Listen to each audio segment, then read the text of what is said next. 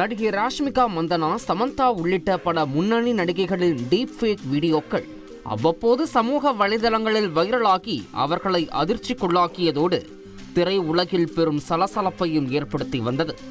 இந்நிலையில்தான் ஹரியானாவைச் சேர்ந்தவரும் தமிழில் நடிகர் ஜீவாவின் வரலாறு முக்கியம், N4 உள்ளிட்ட படங்களில் ஹீரோயினாக நடித்தவருமான பிரக்யா நாகராவின் இந்த சைபர் கிரைம் புகார் பரபரப்பை ஏற்படுத்தி இருக்கிறது.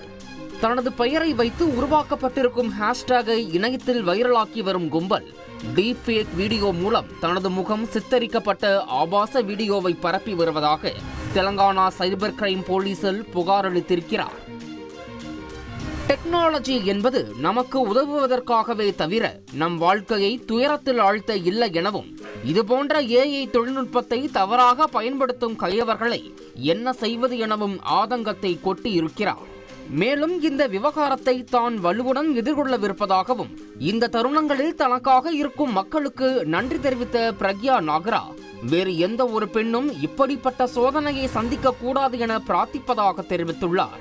இந்த சமயத்தில் நடிகை வாணி போஜனும் நடிகைகளின் முகங்கள் ஆபாசமாக சித்தரிக்கப்பட்டு இணையத்தில் பரப்பப்படுவதற்கு வேதனை தெரிவித்திருக்கிறார்.